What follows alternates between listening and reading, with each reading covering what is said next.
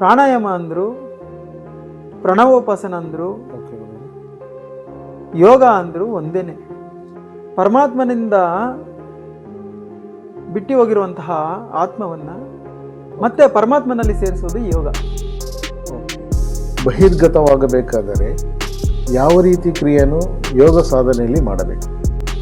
ಸುದೇಹ ಮರ್ಣೀಕೃತ್ವ okay.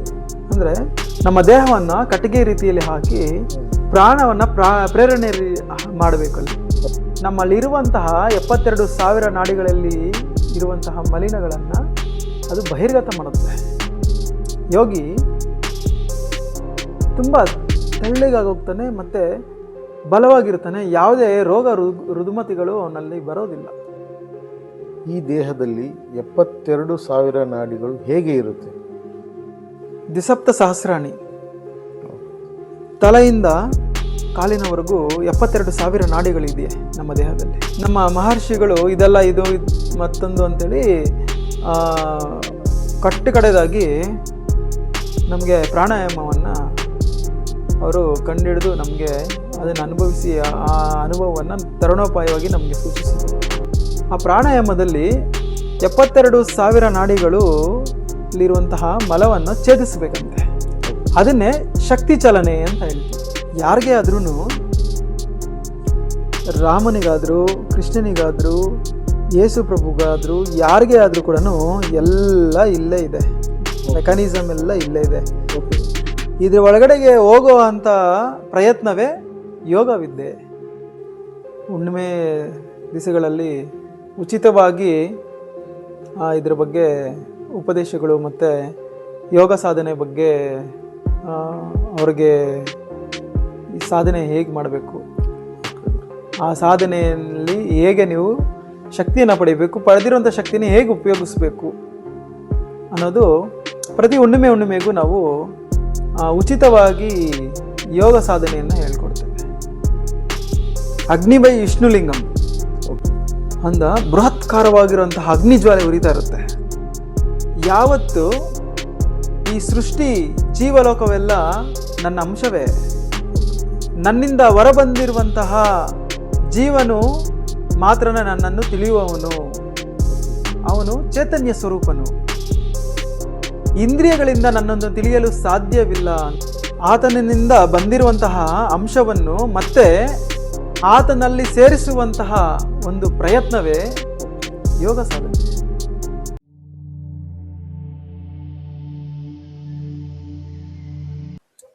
ಆತ್ಮ ನಮಸ್ಕಾರ. ಆತ್ಮ ನಮಸ್ಕಾರ. ಅಧೋಮುಖವಾಗಿರುವ ಪ್ರಾಣಶಕ್ತಿಯನ್ನು ಊರ್ಧ್ವಕ್ಕೆ ಹೇಗೆ ಸಾಧನೆ ಮಾಡಿ ಮೇಲಕ್ಕೆ ತೆಗೆದುಕೊಂಡು ಬರುವುದು? ಇದು ತುಂಬಾ ಕಷ್ಟವಲ್ವಾ? ಹೌದು. ಹೃದಯ ಪದ್ಮಂ ಅಧೋಮುಖಂ ಹೃದಯಕ್ಕೆ ಅನಿಗಚ್ಚತಿ ಋತ್ವಿತ್ ಪ್ರಣವೇನಂತೂ ಪದ್ಮಕೋಶಂತಿ ಮೇಕಸ್ಯ ಪುನಃ ಪುನಃ ಅಂತೇಳಿ ಒಂದು ಕಡೆ ಉತ್ತರ ಗೀತೆಯಲ್ಲಿ ಇದ್ರ ಬಗ್ಗೆ ಸ್ವಾಮಿ ಹೇಳಿದ್ದಾರೆ. ಹೃದಯ ಪದ್ಮ ಅಧೋಮುಖವಾಗಿದೆಯಂತೆ.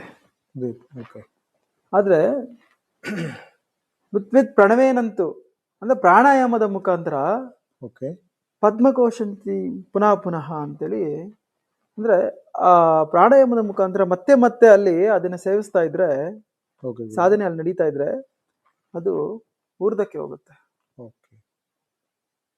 ಅರ್ಜುನ ಪ್ರಶ್ನೆ ಮಾಡ್ತಾನೆ ಇಲ್ಲಿ ಅದ್ಭುತವಾಗಿ. ಏನಂತಂದ್ರೆ, ಹೃದಯ ಪದ್ಮಂ ಅಧೋಮುಖಂ ಹೃದಯಕ್ಕೆ ಅನಿಗಚ್ಚತಿ ದುರ್ವಿಜ್ಞೇಯಂ ದುರಾರಾಜಂ ದುಷ್ಮಗಮ್ಯಂ ಜನಾರ್ದನ. ಅಂದ್ರೆ ಹೃದಯ ಪದ್ಮ ಅಧೋಮುಖವಾಗಿದೆ. ಅಧೋಮುಖವಾಗಿರೋ ಹೃದಯ ಪದ್ಮವನ್ನ ಹೇಗೆ ಆರಾಧನೆ ಮಾಡಕ್ಕಾಗತ್ತೆ? ಅದು ಹೇಗೆ ಸಾಧನೆ ಮಾಡಕ್ಕಾಗತ್ತೆ? ದುರ್ವಿಜ್ಞೇಯಂ ದುಷ್ಮಗಮ್ಯಂ ದುರಾರಾಜಂ ಜನಾರ್ದನ, ಇದನ್ನ ಹೇಗ್ ಮಾಡಕ್ಕಾಗತ್ತೆ ಜನಾರ್ದನ ಅಂತೇಳಿ ಪ್ರಶ್ನೆ ಮಾಡ್ತಿದ್ದಾನೆ ಅರ್ಜುನ. ಆಗ ಸ್ವಾಮಿ ಹೇಳ್ತಾರೆ, ನೀನ್ ಹೇಳ್ತಾ ಇರೋದು ಸರಿ ಇದೆ ಅರ್ಜುನ. ಹೃದಯ ಪದ್ಮಂ ಅಧೋಮುಖಂ, ಹೃದಯ ಪದ್ಮ ಅಧೋಮುಖವಾಗಿದೆ. ಆದರೆ ಋತ್ವಿತ್ ಪ್ರಣವೇನಂತೂ ಅಂದ್ರೆ ಪ್ರಾಣಾಯಾಮದ ಮುಖಾಂತರ ಪದ್ಮಕೋಶಂತಿ ಮೇಕಸ್ಯ ಪುನಃ ಪುನಃ, ಅಂದ್ರೆ ಈಗಿರೋ ಹೃದಯ ಪದ್ಮವನ್ನ ಪ್ರಾಣಾಯಾಮದ ಮುಖಾಂತರ ಮತ್ತೆ ಮತ್ತೆ ಅದನ್ನ ಪ್ರಯತ್ನ ಮಾಡ್ತಾ ಇದ್ದಾಗ ಈ ಹೃದಯ ಪದ್ಮ ತೆರ್ಕೊಳ್ಳುತ್ತಂತೆ. ಆಗ ಪ್ರಾಣವಾಯು ಊರ್ಧ್ವಗತಿಗೆ ಹೋಗುತ್ತೆ. ಓಕೆ ಆಗ ನಮ್ಮ 72,000 ನಾಡಿಗಳಲ್ಲಿ ಇರುವಂತಹ ಮಲಿನಗಳು ಬಹಿರ್ಗತವಾಗುತ್ತೆ.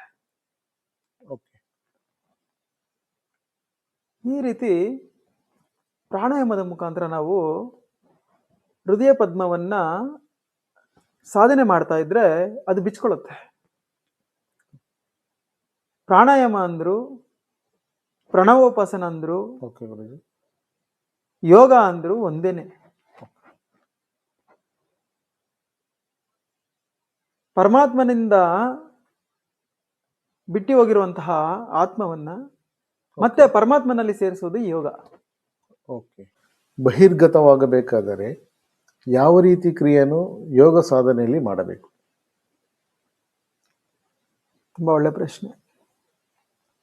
ಸುದೇಹ ಮರ್ಣೀಕೃತ್ವ ಓಕೆ ಅಂದ್ರೆ ನಮ್ಮ ದೇಹವನ್ನ ಕಟ್ಟಿಗೆ ರೀತಿಯಲ್ಲಿ ಹಾಕಿ ಪ್ರಾಣವನ್ನ ಪ್ರೇರಣೆ ಮಾಡಬೇಕು ಅಲ್ಲಿ. ಓಕೆ ಗುರುಜಿ. ಧ್ಯಾನ ನಿರ್ಮಾದನಾಭ್ಯಾಸಾತ್ ಓಕೆ ಅಂದ್ರೆ ಚೆನ್ನಾಗಿ ನಿರ್ಮದನೆಯನ್ನ ಮಾಡಬೇಕು, ಚರ್ನಿಂಗ್ ಮಾಡಬೇಕು. ಓಕೆ ಆವಾಗ ಏನಾಗತ್ತೆ ಅಂದ್ರೆ ನಮ್ಮ ದೇಹದಲ್ಲಿ ಆ ಯೋಗ ಅಗ್ನಿ ಉತ್ಪತ್ತಿಯಾಗಿ ನಮ್ಮಲ್ಲಿರುವಂತಹ 72,000 ನಾಡಿಗಳಲ್ಲಿ ಇರುವಂತಹ ಮಲಿನಗಳನ್ನ ಅದು ಬಹಿರ್ಗತ ಮಾಡುತ್ತೆ. ಯೋಗಿ ತುಂಬಾ ತೆಳ್ಳಗಾಗೋಗ್ತಾನೆ, ಮತ್ತೆ ಬಲವಾಗಿರ್ತಾನೆ. ಯಾವುದೇ ರೋಗ ರುದುಮತಿಗಳು ಅವನಲ್ಲಿ ಬರೋದಿಲ್ಲ, ಓಕೆ. ಅವನ ಹತ್ರಕ್ಕೆ ಬರೋದಿಲ್ಲ. ಈ ದೇಹದಲ್ಲಿ 72,000 ನಾಡಿಗಳು ಹೇಗೆ ಇರುತ್ತೆ? ದ್ವಿಸಪ್ತ ಸಹಸ್ರಾಣಿ, ಓಕೆ ತಲೆಯಿಂದ ಕಾಲಿನವರೆಗೂ 72,000 ನಾಡಿಗಳಿದೆಯೇ ನಮ್ಮ ದೇಹದಲ್ಲಿ. ಓಕೆ ಗುರು. ನಾಡಿಮಲ ಛೇದನ ಅಂದ್ರೆ ನಮ್ಮ ಮಹರ್ಷಿಗಳು ಇದೆಲ್ಲ ಇದು ಮತ್ತೊಂದು ಅಂತೇಳಿ ಕಡೆದಾಗಿ ನಮಗೆ ಪ್ರಾಣಾಯಾಮವನ್ನ ಅವರು ಕಂಡುಹಿಡಿದು ನಮಗೆ ಅದನ್ನು ಅನುಭವಿಸಿ ಆ ಅನುಭವವನ್ನು ತರುಣೋಪಾಯವಾಗಿ ನಮಗೆ ಸೂಚಿಸಿದ್ರು. ಆ ಪ್ರಾಣಾಯಾಮದಲ್ಲಿ 72,000 ನಾಡಿಗಳು ಇರುವಂತಹ ಮಲವನ್ನು ಛೇದಿಸಬೇಕಂತೆ. ಅದನ್ನೇ ಶಕ್ತಿ ಚಲನೆ ಅಂತ ಹೇಳ್ತೀವಿ. ಶಕ್ತಿ ಚಲನೆ ಅಂತಂದ್ರೆ, ಶಕ್ತಿ ಅಂತಂದ್ರೆ ನಾವು ಯೋಗ ಅಗ್ನಿ, ಚಲನೆ ಅಂತಂದ್ರೆ ಆ ಅಗ್ನಿಯಿಂದ ನಮ್ಮ 72,000 ನಾಡಿಗಳಲ್ಲಿ ಇರುವಂತಹ ಮಲವನ್ನ ಛೇದಿಸಬೇಕು, ಹೊರ ಹಾಕ್ಬೇಕದು. ಆವಾಗ ಶುದ್ಧೀಕರಣ ಆಗತ್ತೆ. ಆವಾಗ ಧ್ಯಾನ ನಿರ್ಮದನ ಅಭ್ಯಾಸಾತ್ ಅಂದ್ರೆ ಆವಾಗ ಧ್ಯಾನ ಕುದುರುತ್ತಂತೆ ನಮ್ಗೆ. ಯಾವಾಗ 72,000 ನಾಡಿಗಳ ಶುದ್ಧೀಕರಣ ಆಗುತ್ತೋ ಪ್ರಾಣಾಯಾಮದ ಮುಖಾಂತರ, ಪ್ರಣವ ಉಪಾಸದ ಮುಖಾಂತರ, ಯೋಗದ ಮುಖಾಂತರ, ಆಗ ನಮ್ಮಲ್ಲಿ ಆ ಧ್ಯಾನ ಸ್ಥಿರತೆಯನ್ನ ನಾವು ಪಡಿತೀವಿ. ಹಾಗ ಮಾತ್ರನೇ ಧ್ಯಾನ ನಮಗೆ ಸ್ಥಿರವಾಗಿ ಆಗೋದು. ವಿನಾಯೋಗ ಕಿಂಚಿತ್ ನಾಸ್ತಿ ಹಿ ಇತಿ ಸಾಕ್ಷಾತ್ಕಾರ ಅನುಭವ ಜ್ಞಾನಂ ಜ್ಞಾನಂ ನಾನಾ ಕಲ್ಪಿತ ಜ್ಞಾನಂ ಅಜ್ಞಾನಂ. ಅಂದ್ರೆ ವಿನಾ ಯೋಗ ಅಂದ್ರೆ ಯೋಗ ಸಾಧನೆ ಇಲ್ಲದೆ ಧ್ಯಾನ ಮಾಡೋದಕ್ಕಾಗೋದಿಲ್ಲ. ನಾನಾ ಕಲ್ಪಿತ ಜ್ಞಾನಂ ಅಜ್ಞಾನಂ, ಸ್ವಾತ್ಮ ದರ್ಶನ ಜ್ಞಾನಂ ಜ್ಞಾನಂ. ನೀನು ಅಲ್ಲೇನು ಅನುಭವ ಪಡ್ತೀಯೋ ಅದೇ ಜ್ಞಾನ. ಯಾರಿಗೆ ಆದ್ರೂ, ರಾಮನಿಗಾದ್ರು, ಕೃಷ್ಣನಿಗಾದ್ರು, ಯೇಸು ಪ್ರಭುಗಾದ್ರು, ಯಾರಿಗೆ ಆದ್ರೂ ಕೂಡ ಎಲ್ಲ ಇಲ್ಲೇ ಇದೆ, ಮೆಕ್ಯಾನಿಸಮ್ ಎಲ್ಲ ಇಲ್ಲೇ ಇದೆ. ಇದ್ರ ಒಳಗಡೆಗೆ ಹೋಗೋ ಅಂತ ಪ್ರಯತ್ನವೇ ಯೋಗವಿದ್ಯೆ. ನಾವು ಕ್ಲಾಸಸ್ ಅಲ್ಲಿ ಎಲ್ಲ ಹೇಳ್ಕೊಡ್ತೀವಿ. ಮತ್ತೆ ಹುಣ್ಣಿಮೆ ದಿವಸಗಳಲ್ಲಿ ಉಚಿತವಾಗಿ ಇದ್ರ ಬಗ್ಗೆ ಉಪದೇಶಗಳು ಮತ್ತೆ ಯೋಗ ಸಾಧನೆ ಬಗ್ಗೆ ಅವ್ರಿಗೆ ಈ ಸಾಧನೆ ಹೇಗೆ ಮಾಡಬೇಕು, ಆ ಸಾಧನೆಯಲ್ಲಿ ಹೇಗೆ ನೀವು ಶಕ್ತಿಯನ್ನು ಪಡಿಬೇಕು, ಪಡೆದಿರುವಂಥ ಶಕ್ತಿನ ಹೇಗೆ ಉಪಯೋಗಿಸ್ಬೇಕು ಅನ್ನೋದು ಪ್ರತಿ ಹುಣ್ಣಿಮೆಗೂ ನಾವು ಉಚಿತವಾಗಿ ಯೋಗ ಸಾಧನೆಯನ್ನ ಹೇಳ್ಕೊಡ್ತೇವೆ. ಆದರೆ ಇದು ಯೋಗ ಸಾಧನೆ ಎಷ್ಟು ಸಮಯ ತಗೊಳ್ಳುತ್ತದೆ? ಅದು ನಾವು ಇಲ್ಲಿ 45 ನಿಮಿಷದಲ್ಲಿ ಹೇಳ್ಕೊಡ್ತೀವಿ. ಉಚಿತವಾಗಿ. ಉಚಿತವಾಗಿ. Okay. ಅದನ್ನ ಮತ್ತೆ ಅವರು ಅದನ್ನ ಹೋಗಿ ಹ್ಮ್. ಪ್ರತಿ ದಿವಸ ಅವರು ಸಾಧನೆ ಮಾಡ್ಕೋಬೇಕು. ಮನೇಲೇ ಮಾಡಬಹುದು. ಮನೆಯಲ್ಲೇ ಮಾಡ್ಬೋದು. ಓಕೆ. ಯಾವ ಸಮಯದಲ್ಲಿ ಬೇಕಾದ್ರೂ ಮಾಡ್ಬೋದು, ಬೆಳಿಗ್ಗೆ ಸಾಯಂಕಾಲ. ಯಾವಾಗ ಬೇಕಾದ್ರೂ ಮಾಡ್ಬೋದು. ಓಕೆ. ಅದಕ್ಕೇನು ಸಮಯ ಅಂತ ಏನು ಇಲ್ಲ. ಓಕೆ. ಸಾಧನೆಗೆ ಯಾವುದೇ ಸಮಯ ಇಲ್ಲ. ಓಕೆ ಗುರುಜಿ. ಬೆಳಗ್ಗೆಯ ಜಾವದಲ್ಲಿ ಮಾಡಿದ್ರೆ ಸೂಕ್ತ. ಈ ಹುಣ್ಣಿಮೆ ದಿವಸ ಏನು ವಿಶೇಷ ಇರುತ್ತೆ ಗುರುಜಿ? ಏನು ಇಲ್ಲ. ಹುಣ್ಣಿಮೆ ದಿವಸ ಅಂದ್ರೆ ಆವತ್ತಿನ ದಿವಸ ಮನಸ್ಸು ಹ್ಮ್. ಶಾಂತತೆಯಿಂದ ಇರುತ್ತೆ. ಪೂರ್ಣ ಚಂದ್ರ ಇರ್ತಾನೆ, ಹಾಗಾಗಿ Okay. ಮನಸ್ಸು ಶಾಂತತೆಯಿಂದ ಇರುತ್ತೆ. ಆಗ ನಮಗೆ ಹ್ಮ್. ಧ್ಯಾನಕ್ಕೆ ತುಂಬಾ ಸಪೋರ್ಟ್ ಮಾಡುತ್ತೆ ಮನಸ್ಸು. ಹಾಗಾಗಿ ಹುಣ್ಣಿಮೆ ದಿವಸಗಳಲ್ಲಿ ಪೂರ್ತಿ ದಿವಸ ಮಾಡಬಹುದು. ಬೇರೆ ದಿವಸಗಳಲ್ಲಿ ಬೆಳಗ್ಗೆ ಸಾಯಂಕಾಲ 1 ಗಂಟೆ 2 ಗಂಟೆ 3 ಗಂಟೆ ಕಾಲ ಮಾಡ್ಕೋಬಹುದು ಸಾಧಾರಣವಾಗಿ. ಉಚಿತವಾಗಿ ಆನ್ಲೈನ್ ಕ್ಲಾಸ್ ಏನಾದ್ರು ಇರುತ್ತೆ? ಆನ್ಲೈನ್ ಅಲ್ಲಿ ಏನಂದ್ರೆ ಆ, ಸಾಧನೆನೇ ಹೇಳ್ಕೊಡೋದಿಕ್ ಆಗೋದಿಲ್ಲ. ಓಕೆ. ಇಲ್ಲಿ ಬರ್ಲೇಬೇಕಾಗತ್ತೆ. ಓಕೆ ಗುರುಜಿ. ನಾವು ಸತ್ಸಂಗಗಳು ಮತ್ತೆ ಕೆಲವೊಂದು ಲೈವ್ ಕ್ಲಾಸಸ್ ಸತ್ಸಂಗದ ಬಗ್ಗೆ ಮಾತ್ರ ಆನ್ಲೈನ್ ಅಲ್ಲಿ ಮಾಡಬಹುದು. ಓಕೆ. ಆದ್ರೆ ಕಲಿಬೇಕಾದ್ರೆ ಇಲ್ಲಿ ಒಂದ್ಸರಿ ಬಂದು ಕಲ್ತ್ಕೊಂಡು ಹೋದ್ರೆ ಜೀವನ ಪೂರ್ತಿ ಅವ್ರು ಮಾಡ್ಕೋಬಹುದು. ಮತ್ತೇನ್ ಬರೋ ಅವಶ್ಯಕತೆ ಇರೋದಿಲ್ಲ. ಓಕೆ ಗುರುಜಿ. ಒಂದ್ಸರಿ ಇಲ್ಲಿ ಬಂದ್ರೆ ಅವರು ಇಲ್ಲಿ ಅವ್ರಿಗೆ ದೀಕ್ಷೆಯನ್ನ ಕೊಟ್ಟು, ಹ್ಮ್ ಹ್ಮ್. ಗುರು ದೀಕ್ಷೆಗಳನ್ನ ಕೊಟ್ಟು ಅವ್ರಿಗೆ ಉಚಿತವಾಗಿ ಯೋಗ ಸಾಧನೆಯನ್ನ ಹೇಳಿಕೊಡ್ತೇವೆ. ಅವ್ರ ಜೀವನ ಪೂರ್ತಿ ಇದನ್ನ ಮಾಡ್ಕೊಳೋದ್ರಿಂದ ಅವರಿಗೆ ಸ್ವಚ್ಛವಾಗಿರುವಂತಹ ಜೀವನವನ್ನ ಅನುಭವಿಸಿ ಸ್ವಚ್ಛವಾಗಿರುವಂತಹ ಮರಣವನ್ನ ಹೊಂದಬಹುದು. ಹಾಗಾದ್ರೆ ಯೋಗ ಸಾಧನೆ ಇಲ್ಲದೆ ಧ್ಯಾನ ಮಾಡುವುದಕ್ಕಾಗುದಿಲ್ವೇ? ನಾಸ್ತಿ ಧ್ಯಾನಂ ವಿನಾ ಯೋಗಂ. ಓಕೆ. ಅಂದ್ರೆ ವಿನಾಯೋಗಂ, Okay. ಯೋಗ ಸಾಧನೆ ಇಲ್ಲದೆ ಧ್ಯಾನ ಸ್ಥಿರವಾಗಿ ಧ್ಯಾನದಲ್ಲಿ ಇರೋದಕ್ಕೆ ಆಗೋದಿಲ್ಲ. Okay sir. ಯಾಕಂದ್ರೆ ಒಂದು ಪಕ್ಷಿ ಅದು ರೆಕ್ಕೆನ ಬಡ್ದು ಮೇಲಿಗೆ ಹಾರಬೇಕದು. ಓಕೆ ಆ ಮೇಲಿಗೆ ಹಾರಿದಾಗ ಸ್ವಲ್ಪ ಹೊತ್ತು ಮತ್ತೆ ಅಲ್ಲೇ ಹಾರಾಡ್ತಾ ಇರುತ್ತೆ ಅದು. ಓಕೆ. ಸ್ವಲ್ಪ ಹೊತ್ತಾದ್ಮೇಲೆ ಮತ್ತೆ ಕೆಳಗಡೆಗೆ ಬರ್ತದೆ, ಮತ್ತೆ ರೆಕ್ಕೆ ಹೊಡಿತದೆ, ಮತ್ತೆ ಮೇಲಕ್ಕೆ ಹೋಗುತ್ತೆ, ಮತ್ತೆ ಅಲ್ಲಿ ಹಾರಾಡ್ತಾ ಇರುತ್ತೆ. ಧ್ಯಾನದಲ್ಲೂ ಇದೇ ಆಗೋದು.